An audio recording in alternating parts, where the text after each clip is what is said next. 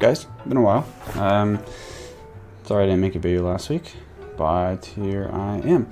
So I haven't really traded too much in the last 2 weeks or so, but I think the way I'm going to approach this video is to more or less do kind of like a end of week markup, if you will. So I'm going to do everything kind of in hindsight. Probably not going to do bar replay, but this time I'm actually not going to do bar replay. What I'll do is I'll kind of show you how I more or less study price action. This is typically how I do like either my end of day markups, or in this case, like I haven't been on the charts too much, so it'll be more of an end of week markup. But what we'll do is we'll look at from Monday till today, Friday, and we'll focus on what the 4 hours kind of done and what the 15 minutes done. And we'll just circle up some zones that look like could have provided some good trades, and we'll just dig in the 1 minute and kind of see what fits our plan, right? And then figure out the best places to take profit, and then maybe, not obviously in hindsight, the best place meaning the most R possible, but also reasonable profit levels based on internal and external range liquidity concepts, right? So understanding that the extremes are typically the best places to find trades, but then of course as price starts to take out some of the structure from the previous leg, right? If price was bullish and now it's turning bearish and we're trading short, some of that bullish leg from before in theory is just internal range liquidity. So if some of those demand zones starts to fail, we can expect the others to fail and we can target the lows, something like that, right? Yeah. Outside of that, again, I hope you guys are having a nice December. It seems to be fruitful for a lot of people. I know a lot of people have been passing challenges, and holidays are coming up. I can't really think of a better Christmas present to yourself than gaining some funding, you know, so keep it up. And if you're working hard, just obviously keep going, and we'll be here if you need us. So yeah, obviously we're going to do GU. Because that's all I do. So sorry for anybody else that also wants anything else, but keep in mind this stuff applies to every pair. It's not just GU, it's just I prefer GU. And a lot of people ask, you know, why do I prefer GU over EU or whatever? And it's just for the pure fact that GU typically likes to move between higher time frame POIs a little bit quicker than EU does. I find EU to be a little bit slow in that regard. So while I might have to use a bigger stop loss, it tends to move more pips, so it kind of evens out. And then with a bigger stop, I also feel a little bit more safe. So totally personal preference, not really a big deal what you trade. I think another common question is one pair enough? Yeah, 100%, definitely enough. And then another version of that question is one pair enough if you're working full time? I still believe that to be true. I think one of the best things that you can do if you don't have something, you know, if you're not working from home, for example, and you don't really have a lot of time to check the lower time frame or kind of be involved, or maybe you'd feel rushed and make some impulsive decisions just because you're like, well, I gotta get back to work, I want to trade this, I want to hit it, but I don't have my setup yet. Sometimes you don't get your setup, right? So trading from 15-minute POIs is pretty important, right? So when we kind of go through this and circle some of the 15-minute POIs that have given good reactions, we'll try to see if they were worth trading directly from, like, you know what I mean? They might not give us the exact setup that we look for on the lower time frame, but playing from extremes, chalks, and general, hopefully we'll see flips and that kind of stuff on the mid time frame. You know, that might be hopefully helpful to some people looking for 15-minute stuff. Sometimes it's a little bit different. You can wait for like that kind of setup that, you know, we typically look for, where supply will give a reaction when demand is in control, and then trading that flip zone. But typically sometimes with a higher time frame, mid time frame zones, those setups just take a lot longer to develop, and they're not there as frequent as you would find on the lower time frame. Anyway, let's go ahead and get into it. So again, GU, this is the monthly time frame, just to kind of get our bearings straight. Now, one thing we have to remember is that GU has a pretty bearish structure to it coming from here. We've basically, let's see, we've taken out this low and then we kind of gave a pullback, right? But this supply zone pretty much just halted this, and then it came down, it built these equal lows, and then we got a huge wick to the upside. Now, one of the things that we have to try to figure out is that if this wick is just a liquidity grab, does that mean that this was the true high, and now that price has taken this high out, we can expect continued bullish price action? Or because this didn't close below this level, could we then infer that maybe that this supply zone will hold and then this should continue lower? Obviously, it's going to take a long time to figure out, and it's not something that we can necessarily predict. On the monthly, there isn't like an insane amount of structure to work with. Like, I don't have any data over here or anything like that, at least, you know, for this data feed. So as of right now, again, we're reacting off of this monthly supply, and we are currently pressing into this monthly demand zone, right? So we've had this candle print a higher high, higher high, higher high, higher high. Obviously, initial reaction, pull back, price came up, swept whatever happened in here, mitigated something at the extreme of this, and now it's continued to the downside where we're making the lower lows. So as price pushes into this demand zone, we kind of have to be a little bit cautious, because there is the chance the price will return bullish and then just continue higher. Again, with that being said, it really depends on how strong this supply zone is. We could see lower lows still.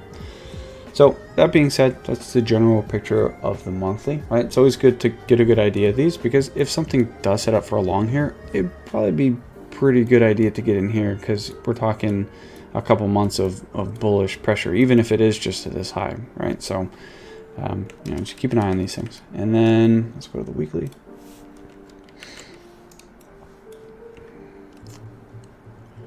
All right, again, here's that monthly supply that we've tapped into, right? I've still got all these circles here. I'll delete those. So at the moment, right, price has taken out this, right? So we kind of saw this as our external range of liquidity. So this was the highest point of this overall push up, and then price pulled back. It just took out the high, and then it just started ripping to the downside, right? So external range of liquidity has been swept. These parts here, like these demand zones, are considered internal range of liquidity, and they've been taken out, right? Now we've reached this part, which is like more of a weekly flip zone, right? So I don't have that marked up, but now we do, right? So price pressed into this supply zone. We got this reaction, took out all these lows right here, and it didn't quite tap this demand here. It's actually just off from it. Let's just see. So it looks like what it did was it took a little bit more out of this larger kind of range here. Right, that's what price pressed into. Again, that's not really something that you can really manage, but is that a monthly? Yeah, it's this monthly candle right here. So, you know, with that being said, there's reason for price to obviously react off the supply, halt here, and then continue higher. So again, we have a weekly flip zone. This is COVID right here, right? Sweep of those equal lows as well.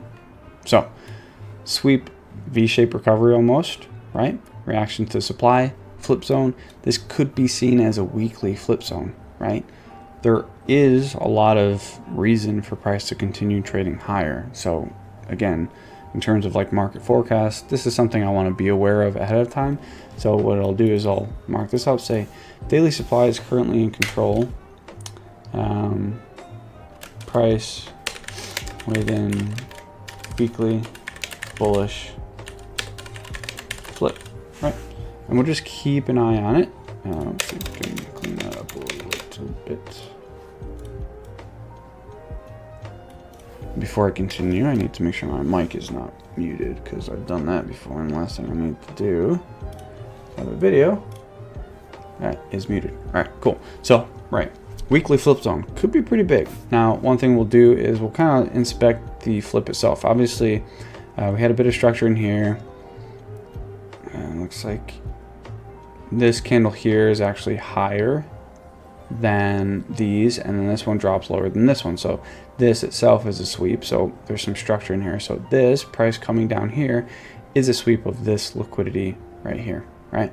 So then price comes down, reacts off that monthly, pushes up, and pushes right back down. So this could be considered a sweep. Price pushes up, up, up, right? And then fails to break higher. This one takes out that low right there.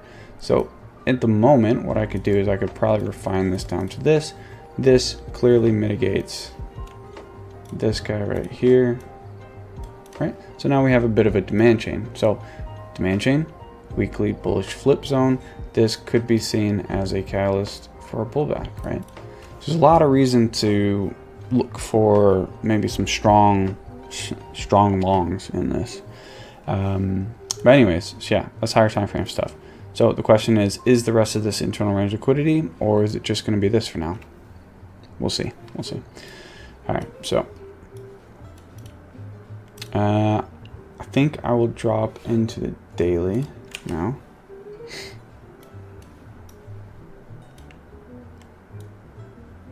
Again, really choppy price action through last December. I remember this month.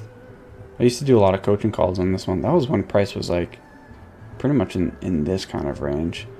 This was a good month. It's hard to backtest, but in the 15-minute, if you just play the extremes and the ranges, it's quite a bit of R in there. It's definitely worth taking a look at. But all right, yeah, cool. So daily, right? One thing is that we'll notice on the daily is obviously we've been bearish. We had this sweep of liquidity, demand reaction, right? We had this sweep here and this wick. Price then broke that demand, price pressed right back into that supply zone, giving us a very strong short opportunity on the higher time frame. So any shorts from here would have been really good. I'm still holding shorts from this level and this level. But yeah, these are typically the things we want to look for. Now, one thing that we can kind of see is that we've hit this weekly zone. I have this marked as a catalyst for pullback. I'll probably just leave that as demand for now, right? And we've been kind of rounding out. So on the lower time frame, what we're probably going to see, you're probably going to see price coming down correctively, and then 4-hour structure highs starting to be taken out, right? So the question we need to ask ourselves, is price actually ready to continue a bullish move, or at least get a pullback on the 4-hour, or are we just kind of setting up for price to build liquidity and then just come right back down? Because what it looks like is price just took out this corrective move, tapped into something here that we'll look at, and then it gave us a really strong bearish momentum to the downside, which again, in theory, could just be tapping into some demand just to continue higher. So we're the 4-hour now.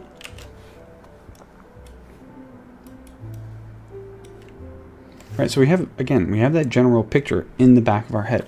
We have a note up here so that we can kind of remember like what the overall trading plan should be for maybe January, right? If January wants to be bullish, I want to get in down here, right? Or even if it wants to keep coming lower for a little bit longer, if it starts to run bullish, again, I'm going to try to take those longs and swing it, because there's a very good possibility that price might just continue higher. So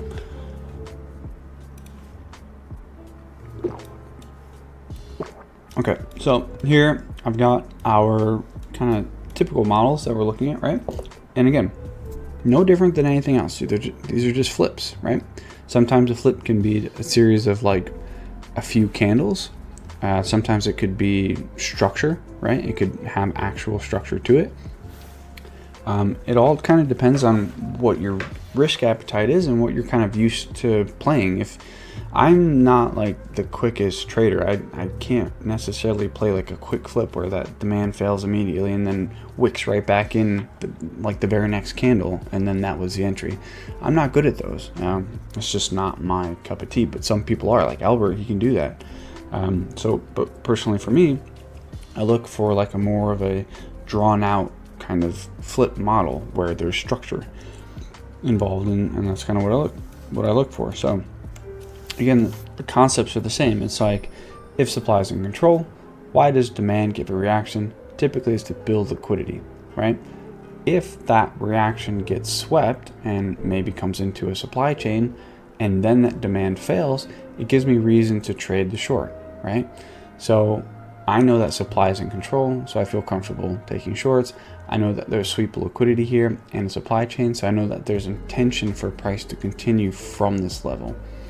Whereas sometimes you get the same setup, only that reaction doesn't get swept. It's just like price was bullish, there's a little bit of demand here or something, it continues higher.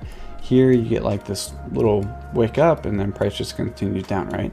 So you get that demand reaction. This doesn't sweep anything, right? So where do we trade from? We look at the extreme. So price comes up here, that's your sweep. Sometimes you get a re-entry where price will come back into the sweep itself, and you can either break this even, save and keep your risk off the table.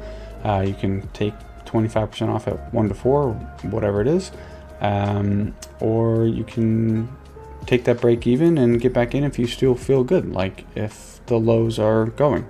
But again, just be consistent in how you approach it. Right, cool. So again, 4-hour structure at the moment. We've come in bearish. We've had a nice supply chain that's kind of formed. Obviously, a lot of this was building before this low actually went. Obviously, there's a huge candle, but as price pressed bullish into this supply zone here, it never took out the high, and then it just continued to fail to take out the high, and it just continued bearish. So each of these zones here probably had valid trades in them. I won't look into them now, but it might be worth, if you want to study it, looking at this to understand how a complex pullback works, right? Because even though the expectation order flow is still bearish, right, these supply zones are holding true. So even though price isn't necessarily breaking the lows, like we have price push up, it pushed down, right? It didn't take out the lows. The expectation order flow is still intact. We're still looking for bearish structure, right? So, keep that in mind. If you get that bearish substructure within a complex pullback and the overall order flow is bearish, look for the shorts from the extremes. Easy money, right? So then price finally takes out the low here, right? Obviously, again, it's just wicks, and that could be problematic for some people, right? All this is just wicks. But what does that kind of tell you, right? It tells you that the intention to go lower is not really there, right? So we get a series of these wicks. This price action was not great. It's pretty miserable. But again, if you focus on the extremes, you'll typically do okay. Like, you can focus on the extremes, have a good understanding of higher time order flow, and then look for continuations along that path. But don't get too crazy with trying to find a reversal in the middle of a leg. There's a saying that we used to say all the time: don't diddle in the middle, right? It just means if you're unsure of where price is going, stick to the extremes, right? Okay, so again, we wick the lows, and on lower time frames, these are technically body closures, right? So depending on how you see it, you can see the body closures going lower, right? But again, a lot of people, type 2 mapping, you want to see the body closure to see that commitment. We're not getting it. And then eventually what happens is we start to take out highs, right? So this high goes, this high has now gone. All these highs right here have now gone. So because this took out that low there, what I can say with some confidence is that this is potentially just internal range liquidity, right? So that would mean that this level, being in the middle of the leg, what did I just say? Probably shouldn't consider this a full-blown reversal. What I can say is that maybe this is just a catalyst for a pullback, right?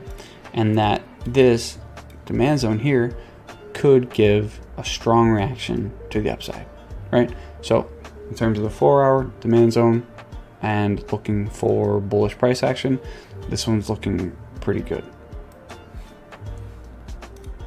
Go to the 15-minute. Oops. What have I done?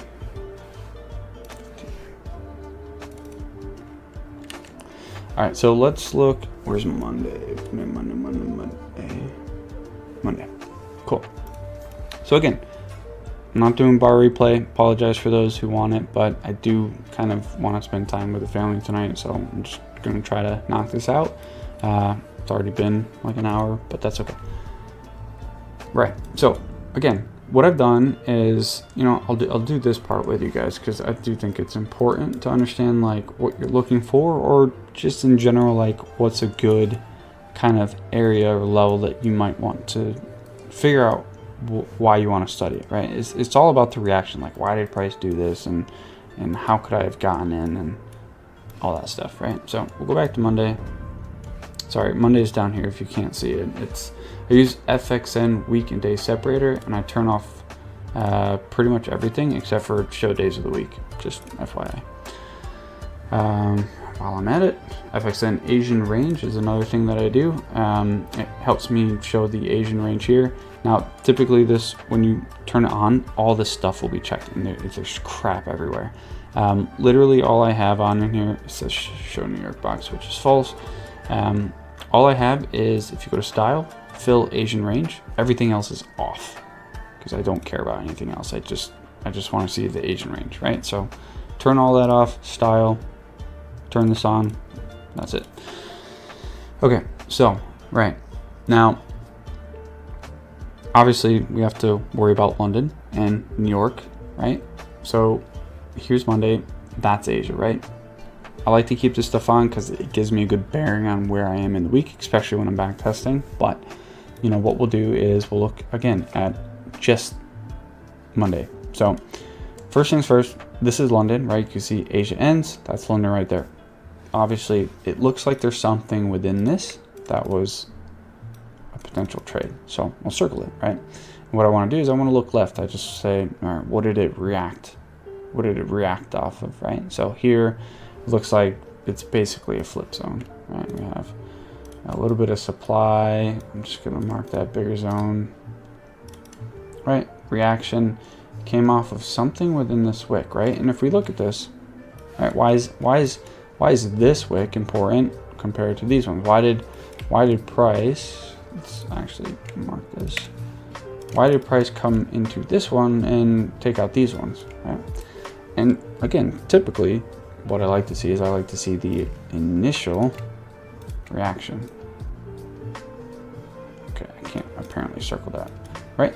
So this is something I want to go and study. So I'm just gonna close it out. So, right, whatever. So, okay, I'm gonna speed it up a little bit. I think you get the idea, right? So here, why did price run short? Was there an opportunity to trade this short? And what I can see from the left is that we had a pretty nice supply chain, right there. So I'm going to circle this because I want to know what happened in here, and then we'll just continue on. So again, that's London, that's New York.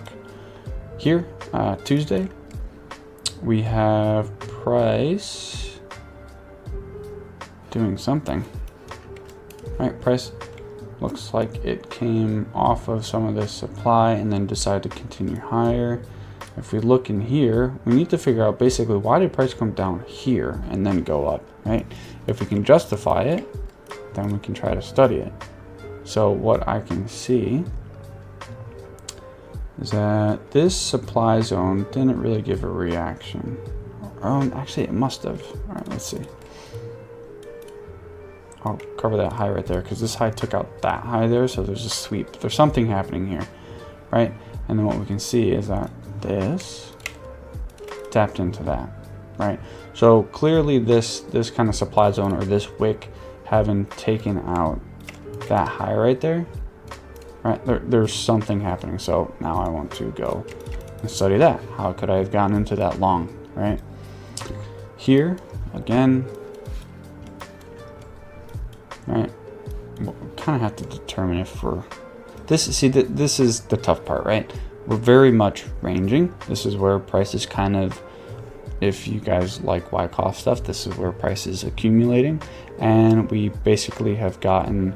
This might have been that spring, right? This was that kind of test right there because it looks like it taps right into this stuff after taking out the high. So something to study if you're into that kind of thing, right? right, so now we have a couple zones to study up. We've got this one here. I gotta make this bigger so I don't lose track of it. Oops. Right, so then here, obviously we get a reaction to the supply, which makes a lot of sense because that's part of the supply chain, right? There may have been a short here for New York, right? Obviously it doesn't continue, it doesn't take the lows, but I would say that's probably because we started taking out these highs, right? And there's potential for bullish intention, right? So again, the price then pushes down. Here now we're talking about Wednesday, right? And this is definitely like CPI or FOMC. I can't remember. All right, so looks like there's a nice. Actually, no, it wasn't nice. This looks like a horrible short to be in. You probably would have lost some hair in this short, but it worked out well enough. All right, so then, yeah, Wednesday, Asia. It might have been a long in here. This wick is really confusing me. Don't know what that's about, so we'll go in and we'll study it. One thing that we see here is that this larger zone, I'm going to go to the 4 hour real quick just to see what that is again. Okay, right, so yeah, so this was basically part of the supply chain, right? So I didn't know it was a catalyst for a pullback at the time. For me, it was just supply, right? That was a reaction. And then obviously it looks like price takes out that high right there. And that's kind of what solidified the bullish movement, right? So we'll go back to the 15. And where are we? Right here.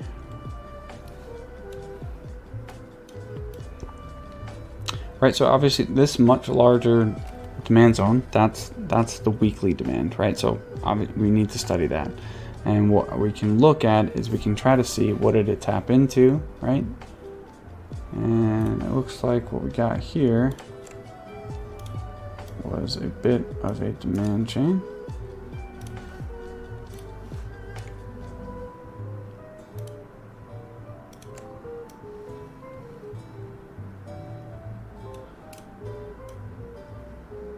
Yep, so we can justify that reaction. I'm going to turn this into diet demand just to kind of get it out of the way a little bit. And let's see, where else are we? Okay, so we have this, which comes into that supply. Now this is more of an external range liquidity sweep, right? So we can study this, right? Because again, what's our range? We have this low. Realistically this low, but we have this low and this high, and price has been trading within it this whole time. What you'll notice is that before we got a true pullback into the extreme of this leg, it didn't come until we took out the external range liquidity, right? This is an indication that supply is failing and that demand may be taking control. Obviously, once it took out this high and then it just shot to the downside, and this was a pretty intense, let's see, what time is this? This is about 10 hours worth of price action. Really, this kicked off about here-ish. So more about 5 hours of price action, right? Pretty intense price action for this day here. And then obviously continued into Thursday. So, right, so now we have this that we want to study. Looks like I've got some lower time frame annotations already. But again, what we're doing is we're looking at the 15-minute. We could probably just use this whole thing, because really all we're doing is we're going to look for the reaction on the 15-minute, right? And then we might refine it on the 1 minute to find something a little bit more clear cut that maybe you want to take a risk entry on, you know? And yeah, all right, cool. So that is probably good enough. We'll circle this. We'll see if there's a trade in there. See if there's a trade in there, even though obviously it didn't work out. We still would have considered it for shorts. This one's kind of tricky, right? Looking at this reaction, it's in Asia, but it looks like it's coming off these buy to sell wicks, and these buy to sell wicks are actually reacting off of what, right? If you're thinking about it along with me and you're saying I need to justify this reaction, what do you see here, right? Just imbalance. But we know better. We know that price doesn't just react off of balance. Typically, if you have these imbalanced candles and price just comes off of it, it's because it's using the larger range. So my guess is that price is coming off of this, which I know it's whatever, it's kind of crazy looking. Go to the 4 hour and just yeah, so see, this is what we just marked up. It's this giant range, but it's a 4 hour candle that swept this liquidity. So when price came down, came right back up, and then there's something here. It's possible there's a clearer 1 hour thing. It might be a 2 hour thing. Either way, right? The point is that to justify these wicks, we can use the larger range to kind of do that. Back to the 15. That being said, though, what I'll do is, just for the sake of having it on file, I'll just kind of do this. And just say it's the range of that, whatever. I'm trying to keep it clean, though. Okay, so obviously now this is something, and I'm hoping that you can see it pretty clearly from here, right? Obviously, this is something that we want to get involved in. I want to know what happened here. I'm kind of bummed that I didn't trade this day because I'm looking at the setup on the 15 minute, and this is one of those times where if you trade just the 15 minute, you'd be doing pretty sweet. So, right, what do we have? All right, if we kind of look at a macro view real quick of all the current price action, we've recently taken out the external range liquidity here, indicating potentially that supply is no longer in control, right? Reacting to the extreme of this range, part of this demand chain, in the weekly demand zone, giving a reaction like this, and then popping up off of this, right? There's a lot of reason to trade longs. So that's the current picture, right, for our intraday plays, right? Everything else we talked about in the beginning of the video is more of your macro view for position trading, understanding general order flow, the higher time frame. When it comes to intraday stuff, you're going to focus primarily on the 4 hour and the 15 minute, right? And then obviously if you want to, refine the 1 minute for better entries and higher returns. Now again, what do we see when we look at this? Price pushed down, it failed to take the lows miserably, right? It didn't even like get past this buy to sell wick here, right? So we look at this, and I want to know what happened here. Why did price react and then just shoot up? Well, if we want to justify this reaction, we look to the left. What do we have, right?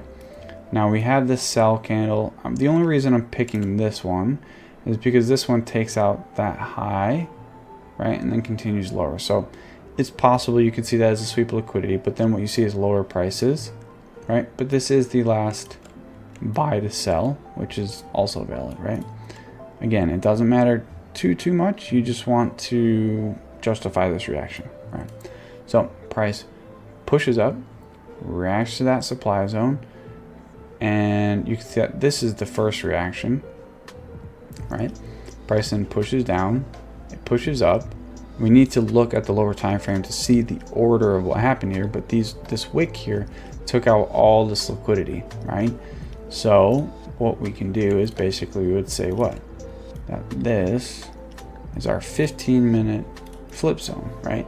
Now if we wanted to trade this, I just realized I still haven't gone into lower time frame stuff yet. I'm still talking 15-minute, right? From here to what this is a 4 hour zone that we had marked up before. It's 12R, right? It's pretty decent. All right, so Thursday. Again, that's Thursday. We'll come back to this, right? Let's circle it up. All right, we want to know what happened here. We also want to study what happened here. And then Friday, right? So price hit this. Again, this is the 4 hour demand zone. Look at it real quick, right? It's the kind of, sorry, I don't have it marked up very well, but we have this there. not even really the best one, to be honest, but right, price comes down, that's the reaction. And my guess is we'll go on the 15 minutes to look at it, but what you'll notice is that this wick right here, that's the initial reaction. So it's not like price didn't just rip through it. It reacted, it took out these highs here, and then it built a bit of a supply chain. Right, so it's not random or anything like that. I just didn't have it marked up. So, right, and then obviously this wick here takes out all these highs here, so another super liquidity. So again, justifying the reaction. Maybe you have it marked up beforehand, maybe you don't, but regardless, took out all these highs right here, came into this guy here, which is a flip zone, and now it's giving this bearish push back into a strong demand zone, right? And we've basically shown that we might want to trade bullish. So 15 minutes. So I want to look now at this. Clean this up real quick. And this reaction here is New York. So let's go ahead and just circle it. Maybe we can find a trade. And then this here is London. Again, probably would have had a nice 15-minute entry here, as long as you cover your highs and give it some room. So we'll study that. Okay, cool. So let's go back to Monday. We'll go to the 1 minute. And again, I'm just looking for this stuff, right? Where is that? I guess it's on the 4 hour. All right, just really looking for these guys. All right, so keep that fresh. Let's go to Monday.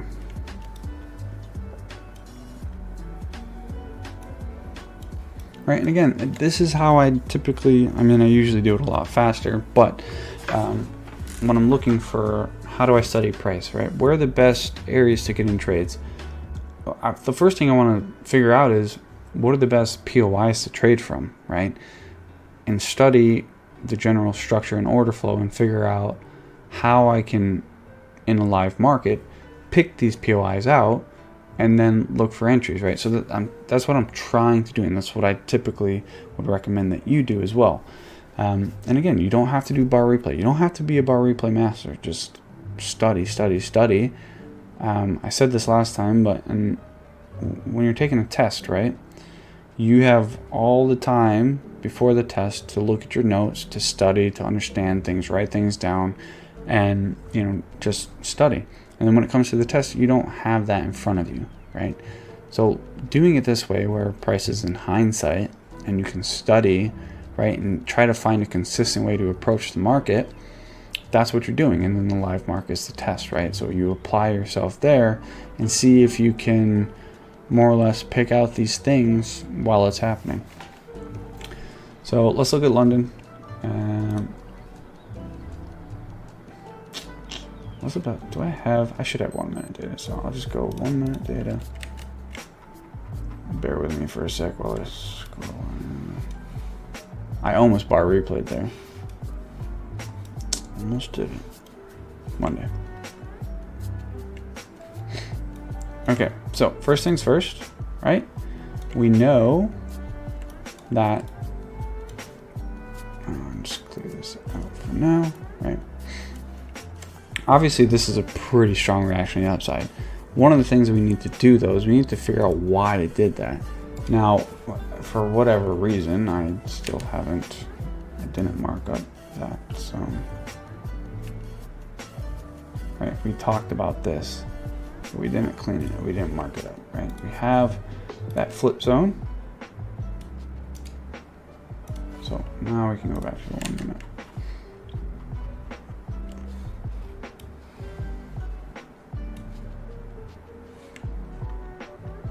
Right, so again, let's study this. Okay, so this is where it gets kind of dicey, because you had that 15-minute zone. It looks like obviously it got tapped into here, and then price pushed down, down, down, down, down. This reacted to some on the left. I don't want to get too far on the left stuff. And then we got bullish again. Now what you can see is that price obviously came into a level of supply. We got a reaction, right? Price then pushed down, pushed up. We got that bullish order flow, and then price came into what looks like more of a range.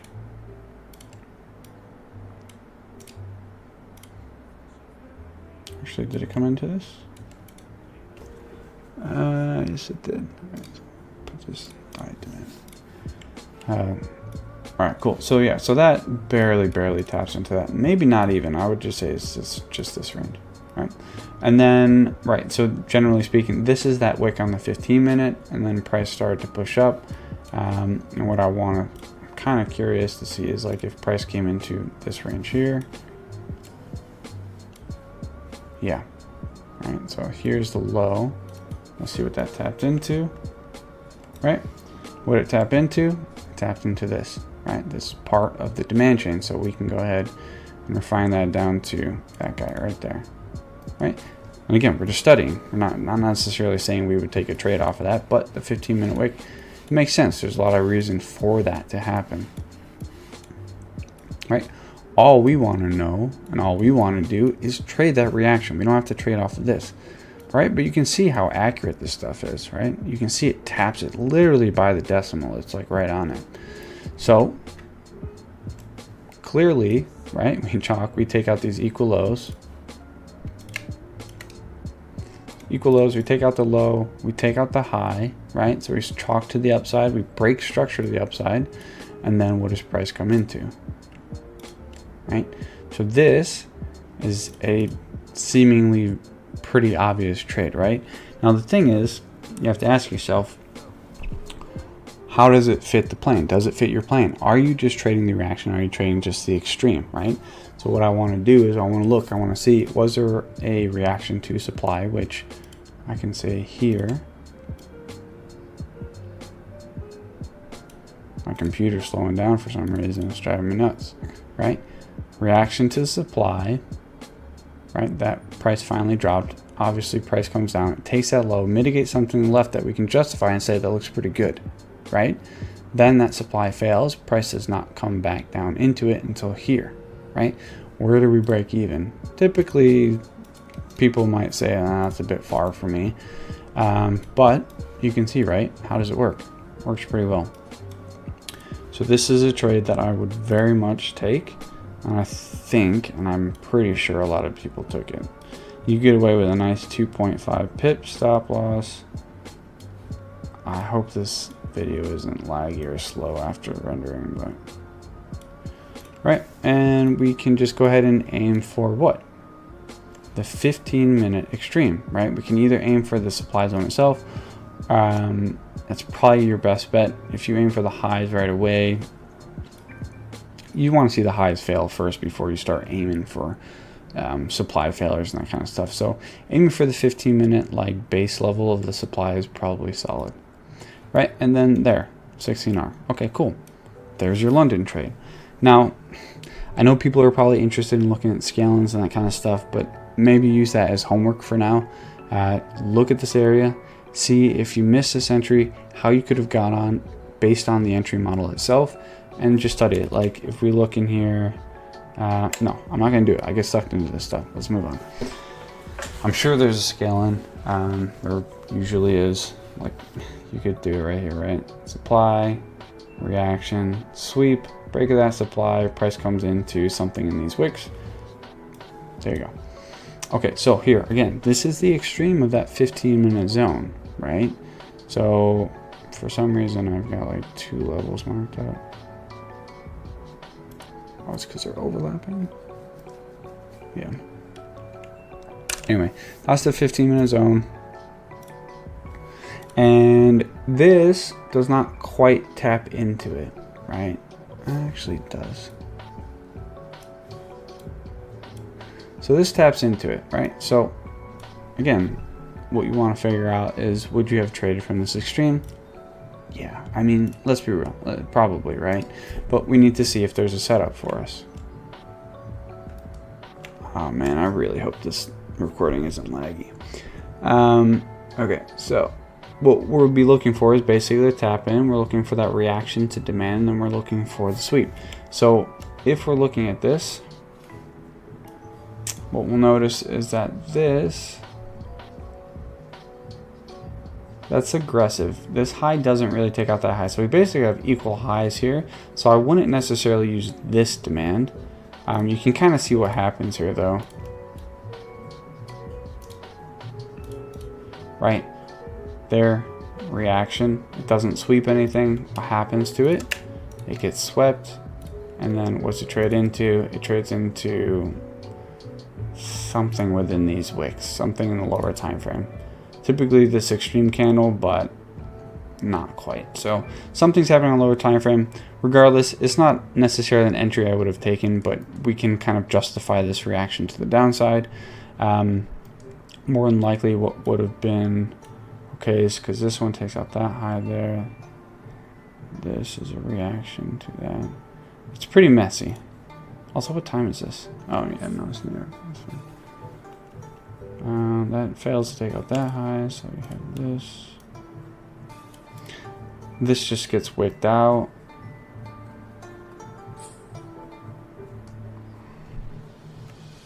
It's not great. Anyways, it's possible that you might have looked for a short here, right? Let's say we did, and we took a loss. Right? No big deal. You get a nice reaction. This is a big bearish candle, but ultimately it wants to trade higher, and it's totally fine, right? What you'll notice in this level is that there was multiple mitigations of these extremes. So even if you'd missed maybe the initial one, this one right here, for example, you probably could have found an entry later down the road. So, okay, so price presses a little bit deeper into the zone. If we look to the left here, because I'm interested what that tapped into, I feel like I could say that it tapped into something. Oh, I see. Okay, yeah. So, all right. This 15-minute zone mitigated that. This mitigated that 15-minute zone. Looks like this here took out some of that liquidity, right? And then obviously dropped to the downside. So price tapped into this extreme of whatever the hell this wick is right there. So I can justify the reaction pretty well now. Whereas this one, you know, let's see what this one did.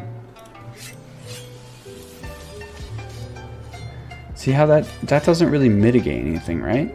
So maybe that's a clear way to stay away from that entry, is that it doesn't really mitigate anything at all. Oops. So let's see, right? So now we have a good reaction in this level here. This, where's our demand zone, right? That takes up that high, that high, that high. This one right here, that's our demand zone. Do we have a reaction to that demand zone? Right, where's our initial reaction? This one, right? You see we get this nice buy candle. Does it take out any liquidity? Nope. So what do we trade from, right? And you guys should be following along in your heads. If I say that flip doesn't take any liquidity, where do we trade from? Everyone's answer should be the extreme, right? So here, get a nice short opportunity from here.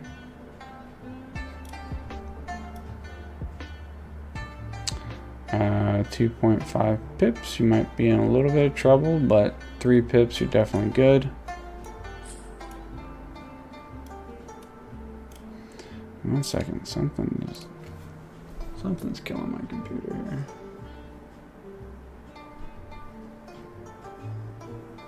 Huh, I don't know. Anyways, where do we look for break even? Right, this guy right there. Okay. Now what happens?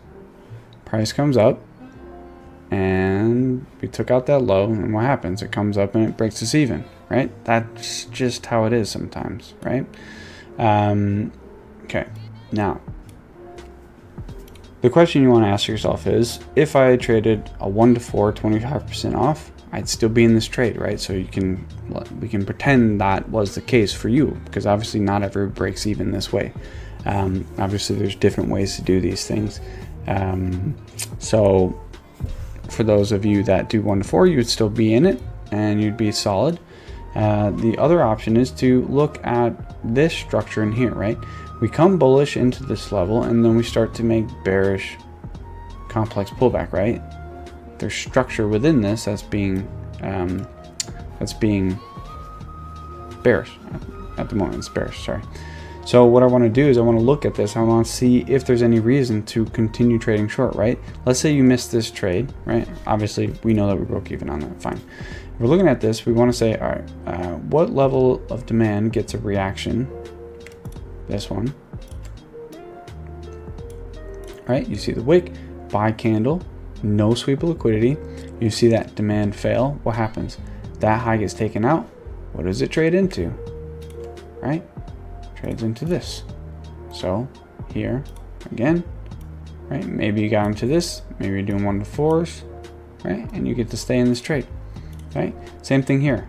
Demand, I mean, no real reaction. There's wicks, there's buy sell wicks, but again, I don't typically trade those, personal preference. Here again, no reaction to that, and then there's this, right? So if you had stayed in these trades, you would have pretty nice movement to the downside. Realistically, probably would have looked at some 15-minute lows. And that's from here. Right. So here's a first level that you could have looked for potential take profit levels. And then from here, this low, right? Or potentially this low, because there's the flip here and that kind of thing. So you could have looked for that. This one, if you looked for this low here, you wouldn't have gotten it. Yeah, it just wouldn't have happened. Right. So, right, again, let's move on. So we have now this, right? So we can kind of study this a little bit. What we have is a demand chain. Right, again, because I just want to justify that reaction there.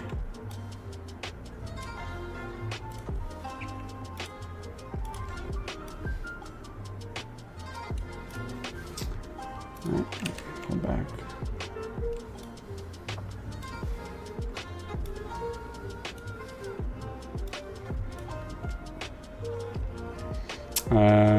This is spread hours here. I'm interested in that. All right, so here now we have Tuesday.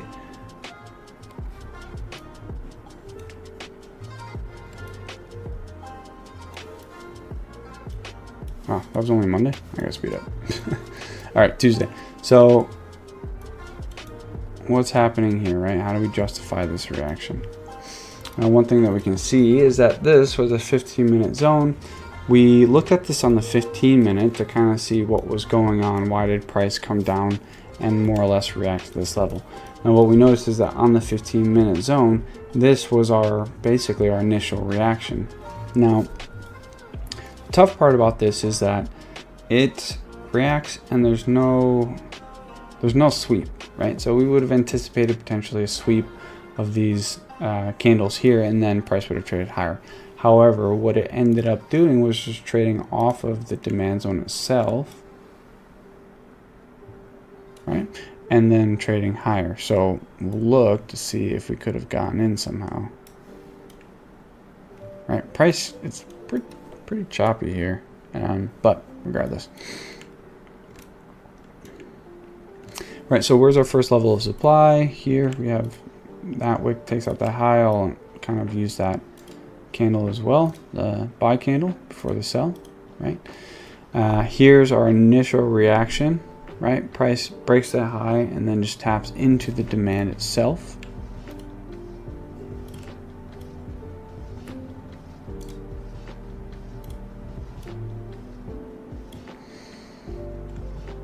Our next level of supply is we have this guy here.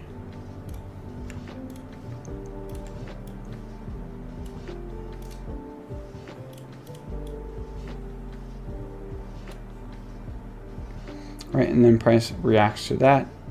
Price pushes up, reacts off of this supply as well. Pretty rangy PA. This reaction here, there's no sweep. This ends up getting swept. Now typically, again, this one doesn't take any liquidity, but it doesn't sweep anything. This mitigates. All right, this is where stuff gets tricky. So like this, right, is technically a little supply zone. That's why this reacts to it. This also is technically a little supply zone because it just keeps trading a little bit bearish. And then what you notice is that this is where price kind of reacted, right? So price came right back up into it. You got that huge wick, it pushed up. So now price is basically reacting off of this. Again, it might not necessarily be something that you trade, but if you wanted to study price and learn the reaction, that's kind of what's happening. And then you have this guy here, which is part of that demand chain, right? So again, we're just justifying price. Doesn't necessarily mean that we'll trade it, right? It's kind of whatever fits your plan. Here I can say, all right, fine. Here we finally get a reaction to supply where we don't get a sweep, and then price pushes, breaks that supply, and then sweeps this level out here, right? Right, so we get that sweep, price pushes down into this demand chain that we know is right here now, that's been built from basically these levels. So mark this one up, right? Nice demand chain, supply failures. The ultimate kind of structural high fails at this point, sweep of liquidity, and then continued higher prices. We could have traded from this one. We also could trade from this one here, right? As part of that continued demand chain. This would have been probably the ideal entry, so we'll just mark this up. That's a 2-pip stop loss. I don't typically go lower than that, so I'll leave it at that. Gives us nice room down to the downside to go from there. Here is where we would break even, because that is a catalyst that gave us the entry, right? And then we do get to remain in this one, which is great. And there's probably nice continuations in that as well, so make sure you study that. So then again, what we have here, this is the 15-minute high, right? So we just target that, right? Because again, once price starts to take out some of the range from the previous leg, it's just internal range liquidity, and we're playing the supply extremes or the demand extremes and going from there. So at this point, just Monday and Tuesday, you've taken 16R here, potentially we broke even on this one, right? And then this one's running at 24R, right? You're done for December, honestly. I mean, obviously depending on your capital and that kind of stuff, but you know, it's one of the things I actually kind of wanted to talk about that I forgot about in the beginning. But one of the things you have to keep in mind is that funding in general is something that will come with consistency. That's what you're going to build towards, right? It's not necessarily saying, oh, well, I only have $1,000 in my account, I have to trade more so I can make more. That's not the best mindset to have, right? It's better to say, I'm just going to work on building a consistent approach to my trading and just work on small gains, right? Just 5R, 10R, whatever makes sense, right? Work on building a plan that you can execute over and over again. Work on a consistency model for targeting, right? Where do you TP? Where do you partial? For your stop loss, if that matter, you know, like me personally, I don't go below 2 pips. I just don't. Where do you break even? How are you going to do it? Is there a time that you will break even at structure? Is there a time that you will do 1 to 4 at 25% off and then let it run, right? There's got to be a scenario for everything. But when it comes down to it, don't trade more to make more, right? Pick higher quality trades and then just sit on what you've earned. Go for funding and then build the accounts up. And use that money though to build your personal account, because I can't stress how overhyped funding is. It's obviously an amazing opportunity for people who don't have it, but it's not realistic trading. It plays on like an entire cycle of emotions at the most extreme level, right? From the challenge itself to verification to keeping the account to being in drawdown. None of that stuff will hit you as hard in a personal account. It's not the same. So just keep that in mind as you approach these funding challenges. And like Albert always says, take them down from the pedestal, right? Because they're great opportunities, but they cause way more stress than trading should actually have. If you were to trade your personal account and build that account over time from a consistent standpoint, or fund it maybe with your funded accounts, you will not have the same stressors with drawdown, with challenges, just general pressure. Just keep that in mind. All right, let's move on. So, right, we've come into this 15-minute zone that, again, we've marked up because this is what we're doing. We're just back testing. We have these zones predetermined, and we're focusing on the extremes and what we've kind of circled for entry. So, what happens here? Price pushes up, we hit that supply zone, and then how do we find entry, right? What fits our model? So we'll look at this first because this is where price really started to kind of give way, right? We hit that supply zone, we got structure breaks to the downside. Here, you know, like people might get thrown off by this, like, oh, well, this is a chalk. I'm like, sure, but what the hell did it hit? Nothing. Some catalyst for a pullback, some supply zone in the middle of a leg, right? It's not going to give you shorts. So price pushes down, so we need to figure out basically where our demand zone is, like where's price reacting off of. So there's a couple ways that we can look at this. Obviously, the more obvious example for demand is probably the sell candle. However, we have a flip zone that we got to pay attention to, right? We have supply, reaction, and what you'll notice with this reaction is that this candle, where's the high? 04. Okay, they're actually trading at the same exact level, right? So I can't say that this level is necessarily trading lower, right? But it looks like that's the reaction, and it looks like what's happened here is that it swept that reaction, pushed the upside, it failed to take the high, and then it continued lower. So now what we need to do is determine, again, why is this reacting off of what it's reacting? And what we can tell is that it's coming off of this range, right? Because why else would this wick just stop right here, right? If we look, there's just imbalance. What does it come off of? This candle on the other side of things, which means it's coming off of the range. So price pushes up.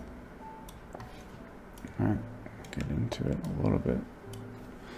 All right, price pushes up, and then when it pushes up, right, that's the reaction. Higher high, higher high. This was just lower low, lower low. Sorry, lower high, lower high, lower high. Right, so there's no sweep of liquidity here, right? And there's not really any extreme to play from. You could play this wick, right? Or you could use it as a POI and look for reaction. But we understand this to be a flip that doesn't sweep anything, so we can expect this high to get taken out, right? So we keep that in mind. So this here, right? It does as we anticipate. We don't get too quick to, you know, pull the trigger, and don't take an unnecessary loss here, right? Even if it comes off this and just tanks, it sucks, but follow your plan, right? So at the time, or at this moment, we have this wick as a nice POI to trade from, right? In this case, price does trade above it. So what we'll do is let's just see what the actual stop loss on this would have been if we had traded from this level.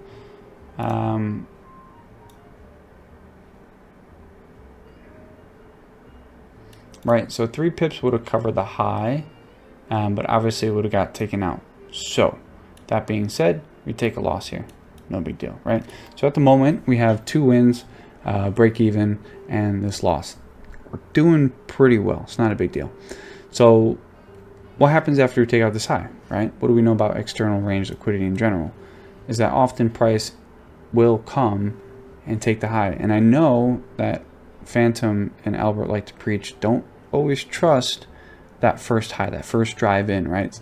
Often price will come, make a new high, and then that's the real setup. So depending on how aggressive you want to be, or if you really want to kind of subscribe to that theory, then you would have avoided this trade anyways, right?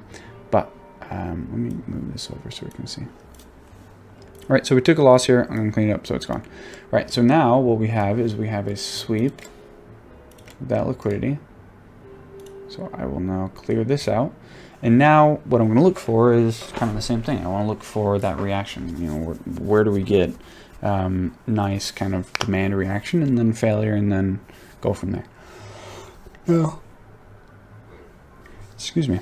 When I'm looking for a demand zone, I want to see it fail to basically trade above the high. So I gotta check these out because all these trade higher. That high there is 15. That high there is also 15. So these are just trading at the same exact level. So here we finally get a nice reaction.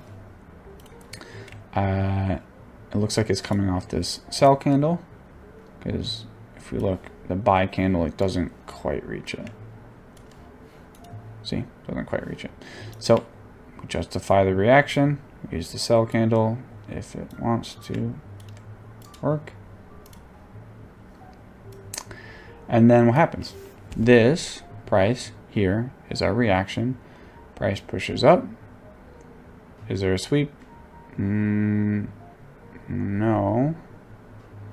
This is basically our sweep from before. Has it been mitigated? Briefly, right? So change that to supply, right? Reaction pushes up. This doesn't really sweep anything. So you can say that it's going to get swept. Right, so there's your sweep. Now what we need to do is we need that demand to fail. So here, there's two ways we can look at it. This demand failure doesn't happen until this point, or potentially what we can say is, see, these are such large candles though.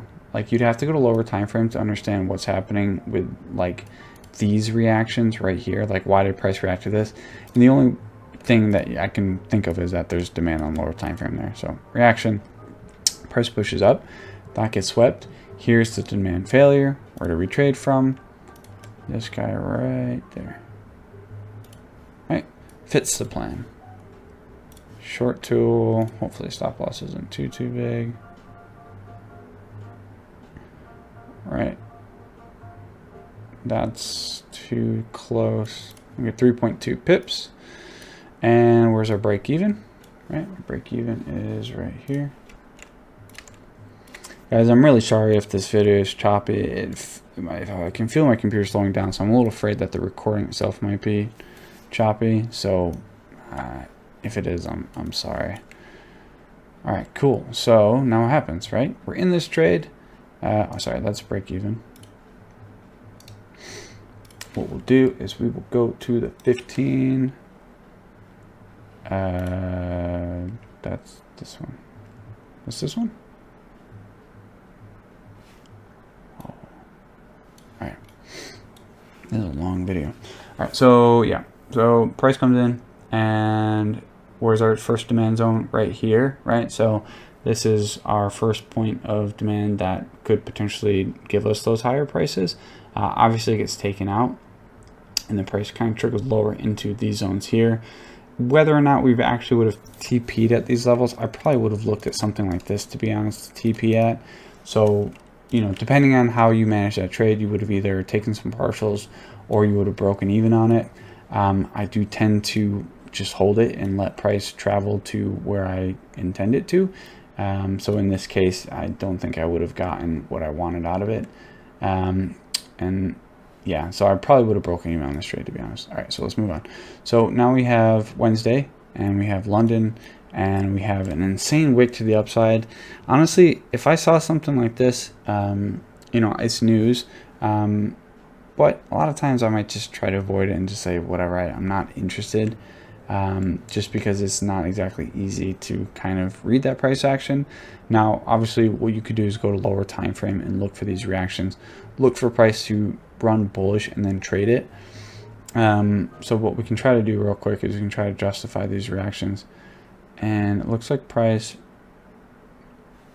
So this, right, we need to justify that reaction. Price comes into that. That's our supply zone. There's no real other supply here. I guess you could say this, but price doesn't react, right? It just goes right through it. Yeah, there's nothing. So that's our next supply zone. That's our reaction. Price pushes up. Price pushes right back down. And then it taps into this guy. Actually, I don't even know if that hits it.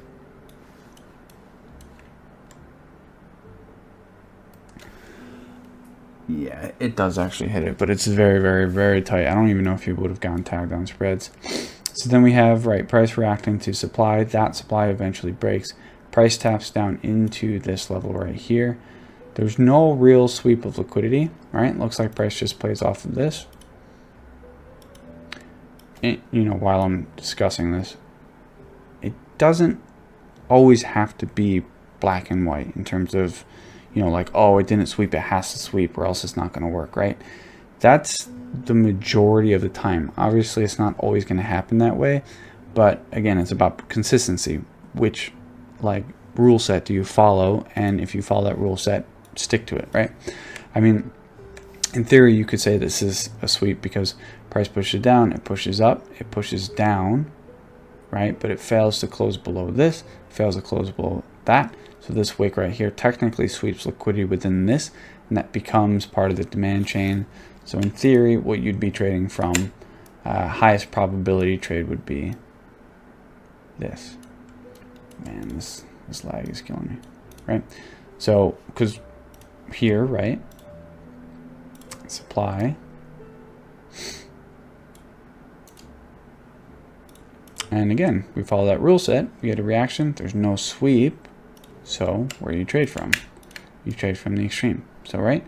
So even if you're sitting there and you're saying, man, I'm itching, you know, I want to get in this, I want to get in this, I want to get in this, and you traded this reaction, does that fit your plan? For me, it would have been no. That would have been a trade that does not fit my plan. It would have been not a good idea to do that, right?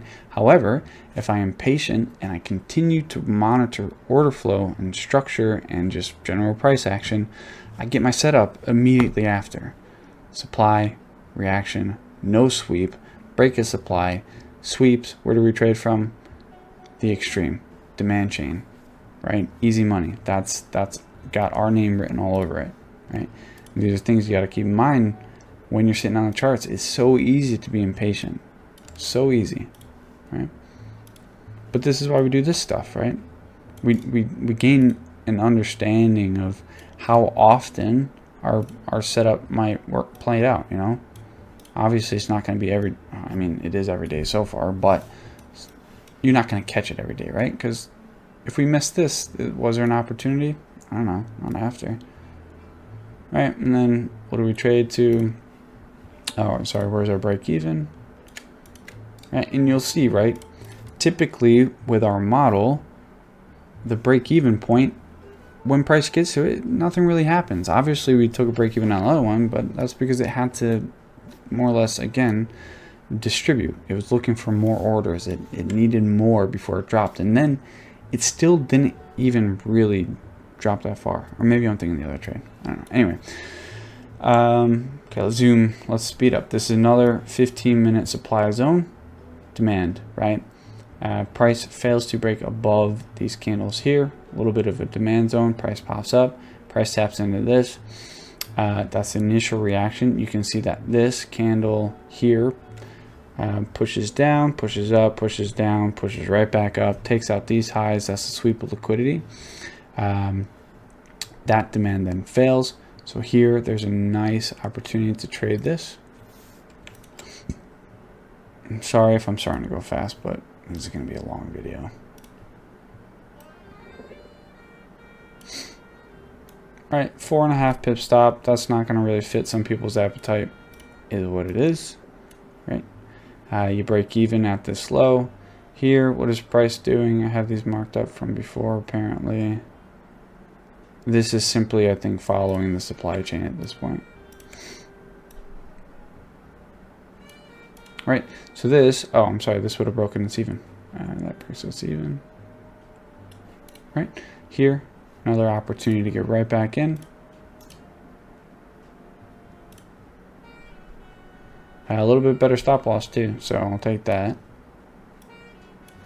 I'm going to delete this because it's driving me nuts.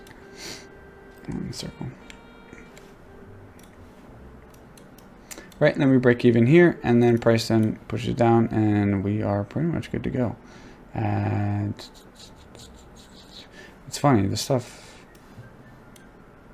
it's like clockwork, right? Look at this. Look at this. Look to the left. What do we see? What's this? What's this reacting to? This, right? So we have demand.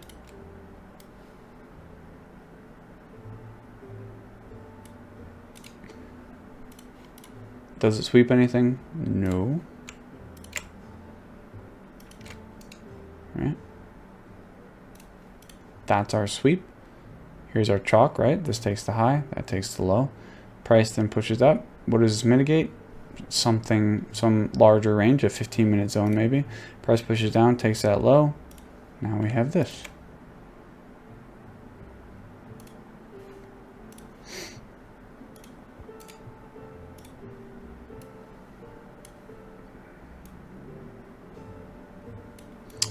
Okay. Now the question is, where do we break even on a trade like this? Typically what you're going to want to do is either just do that 25% off at 1 to 4, or just take probably this low, because that's the low that brings the trade back into the entry zone. And again, you know, one thing, I'm going to do just one more trade because I think you guys get the point. But the common theme here is what? Selecting solid 15-minute POIs, going down to the 1 minute, and finding your entry model, right? There's many ways that you can take a trade, but there's a lot of ways that you can lose trades too, right? Like obviously there's going to be scaling opportunities, there's going to be stuff in the middle, right? But if you were to just focus on the extremes and you didn't mess around in the middle, how would you do, right? This is data worth gathering, right? Could you finish your week on a Monday? From what we saw, yeah. And honestly, a lot of times I focus pretty hard on Mondays because I know the type of price action that I get on GU tends to be more of like a V-shaped pattern where once London goes up, New York likes to come right back down to where it started, or the other way around. I just get in, get out, my week is done, right? So that being said, obviously we have two nice trades here. We can look to the left, see what we kind of got from this. 15-minute. We're going to look at this one next and we're done.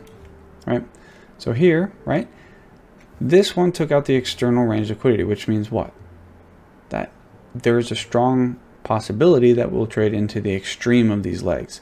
So while what I would do if I'm in two trades like this, right, typically what I like to do is I will hold the original position, or like the best positioned trade, and then I will close out the second one to lock in profits. So here we broke even here, we got right back in because that's what we do, right? We don't give up, we just stick with the order flow. We understand what's happening, right? We trust our analysis. This one on the other hand, right, I'm happy with this. That's 37R right there if you let it ride. And again, I typically don't take a lot of partials, but what I'll say is Asia lows pretty significant, right? 15-minute structure somewhere within here, right? These lows pretty significant. More than likely what I would do is I would start partialing this thing out at this low, and probably full TP on this one, and let the other one run, right? This way we can get max profits, right? And then go from there. So obviously price rocketed towards the downside. Pretty sure there's another trade in here. You guys can study that one. Anyways, what I want to study is this one, right?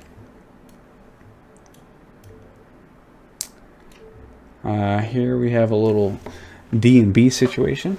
I'm not going to tell you what that means, but 15-minute zone, right? Reaction. Now I want you to look at this. This is why sometimes you can get away with putting a risk entry on a 15-minute zone. If you can take that 15-minute zone and you can refine it down to your entry model, you can take the risk entry here, right? What happened when we hit this 15-minute zone in London? Price came up, it came down. People would freak out because like, oh, well, this took the high, then it took this low, it chalked to the downside. Sure, right? No problem. Take the trade. Where do you break even? Maybe break even after this low breaks, right? You now have your risk covered. You're good. But if you want to look at it on the flip side, right? After this high gets taken out and you're wrong and you take the loss or you take the break even, how do you use this to look for a future trade? Well, what I would do is I would move this over, supply,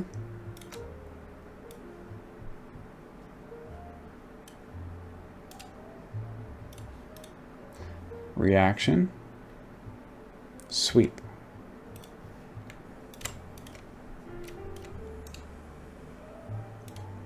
This is now a 15-minute POI, right? Typically, these setups are 15-minute POIs, right? We're just looking at them on the 1 minute, but typically they are 15-minute POIs. So then price comes down. What is this? This, if price had done this, right, where it came up, broke the high, you had a little bit of liquidity there, sure, no problem, right? But you know you had your sweep here. 100% I would be trading from this, right? I would wait for price to come in here and just smash it high. But it doesn't come back.